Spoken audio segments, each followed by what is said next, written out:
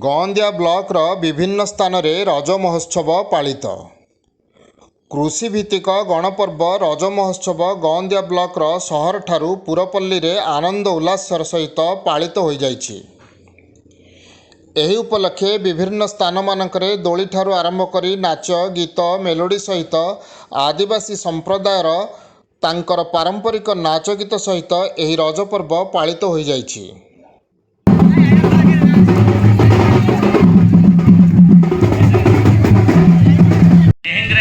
बालीतल श्रीमंतपुर गोठतल एकरे जो जो आदिवासी गाँ अच्छी जो मान को आगुरी लोक मैंने भुआ बुलाऊले बिचरे आसिक खाई पीकि हसिकी हांडिया खाइबा सहित हांडिया निजे पीकि भूली जाऊे से जिनस जुग गला।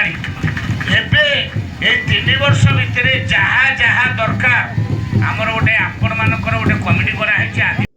एही उपलक्षे पिंगुआ ग्राम पंचायत अधीन नेहेंगेरा ग्रामर बालिकियारी ठारे आदिवासी मुंडा संप्रदाय मानक द्वारा पालित उक्त पर्व रे ढेंकानाल जिलार वरिष्ठ समाजसेवी रामचंद्र पात्र मुख्य अतिथि भावे जोगदेई एही पारंपरिक महोत्सवर शुभ उद्घाटन करी एही उत्सवर आभिमुख्य उपरे दृष्टिपात करने सहित विशेष भाव में एही जनजाति संप्रदाय माने जेपरि नियारा ढंगरे तांकर प्राचीन पारंपरिक कला को अति निखुण भाव में प्रदर्शित करी भरपूर आनंद पाउछंती ताहाकु सेही भूरियसी प्रशंसा करथिले।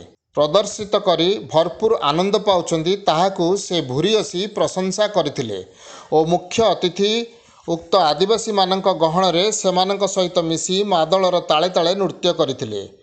एही ग्रामवासी मानकर दीर्घ दिनर थिबा समस्या गुड़िक खूब शीघ्र पूरण हेबो बोली प्रतिश्रुति देइथिले। अन्य मानक मध्यरे ललित कुमार दास, प्रदीप कुमार दास, दीपक दास, सामंत रविनारायण साहू और अमूल्य साहू प्रमुख जोग देइथिले। एहापरे निहल प्रसाद ठारे अनुष्ठित मो गाँ रज महोत्सव मुख्य अतिथि भाव में रामचंद्र पात्र योगदान करी द्वितीय दिन उत्सवर शुभोद्घाटन करथिले। एठिकार रज महोत्सव पालन नियारा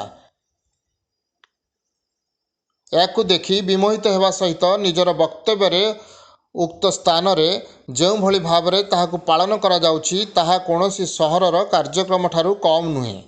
एठी रज नुहे तो गोटे बड़ धरणर मेला लागिछि जहाकु नेई से उत्साही कार्यकर्ता मानकर प्रशंसा करथिले।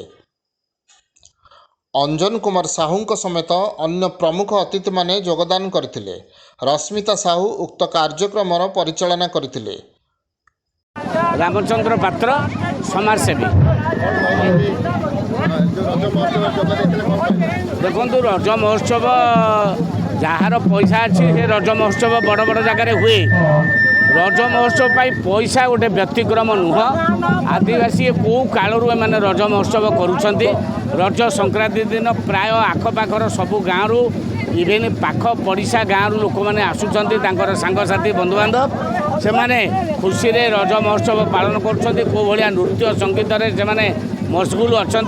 मु आनंदित एवं आमर मंत्री को मु अनुरोध करी मंत्री तरफ मुझे कहबी जे माने समस्त दाबी तांकर जहाँ जहाँ हबार अच्छी काम आगे बर्तमान आउ जहाँ जहाँ रही जाइए सेगुड़ा को सब आम त्वरान्वित करूँ।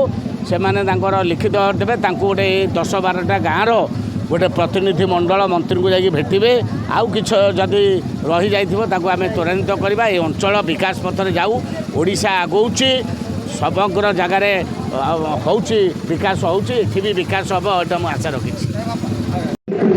मो ना ललित कुमार दास शासन प्रतिनिधि गौंदिया ब्लॉक। देखो आज जो रज महोत्सव होउछि नेहेंगारा पड़िया तार आनंद उल्लास भरपूर लोक मान पाखे अच्छी ए पड़ियार ए पर्वर आगे उन्नति करने माननीय मंत्री महोदय द्वारा गोटे कम्युनिटी सेंटर दिखाई रास्तार उन्नति कराई एवं गोटे नलकूर व्यवस्था कराई आगे रज पर्व आहरी उत्साहित हम आगू आगू बढ़ा आम माननीय मंत्री माननीय राम भाई सागर लोक मान अच्छा आगू धूमधाम पालन करावा आम साहय हाथ बढ़ाऊँ। अनुष्ठान तरफ नाच गीत सहित मेलोडी अनुष्ठित होता। Dhenkanal Soumyaranjan Mahanti report Nagaraj news.